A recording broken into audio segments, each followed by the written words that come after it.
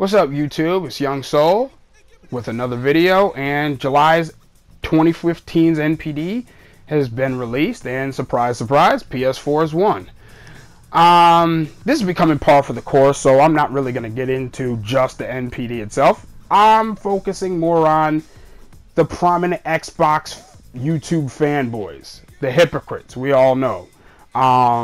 Somehow, when they're going to come out and make videos right now, today, tomorrow, what have you, the rest of the week, and say that this really doesn't matter. July's NPD means nothing. Now, we all know this to be completely hypocritical and flip-flops, and, you know, and a huge flip-flop, because the same prominent Xbox YouTube fanboys sit here and say soaring rhetoric of when Xbox wins NPD. Do you guys remember April? If you don't, go back and watch some of these prominent Xbox YouTubers.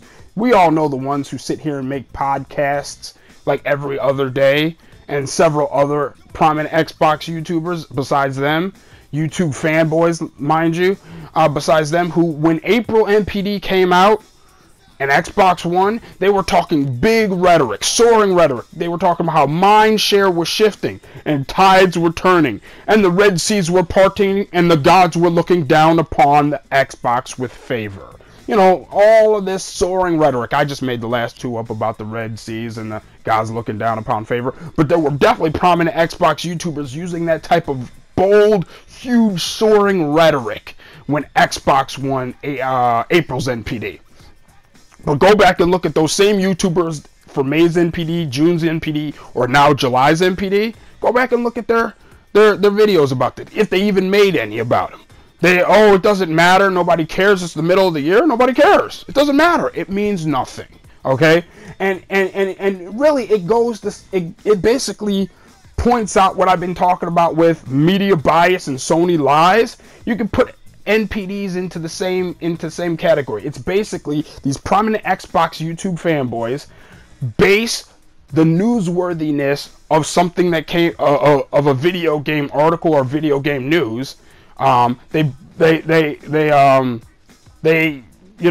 the newsworthiness based purely on whether or not the outcome is in Xbox's favor. If the outcome of the news article or the news subject is in Xbox's favor, it is by them deemed credible. It is by them deemed honest. But if the news article or news subject ends up not being in Xbox's favor, or God forbid, it ends up being in PlayStation's favor, that's when they cry media bias. That's when they say Sony's lying. That's when they say it is not important.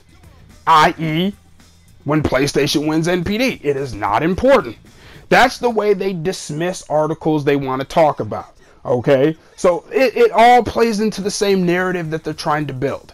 Anything that comes out and is pro Xbox, any news articles or any opinion pieces or any just news topics, video game news topics that that show Xbox in a good light, or says that Xbox is better than PlayStation, or Xbox is the best console that's ever made, or the most powerful, or what have you, they cite those articles, even if it's from websites that they have formally claimed were biased against Xbox. They still cite them. So that's why I say all of this is all built in the same narrative. So watch as the prominent Xbox YouTubers who cry about media bias, who talk about Sony lies, will also now claim that this NPD that July just came out with, showing PS4 winning, does not matter.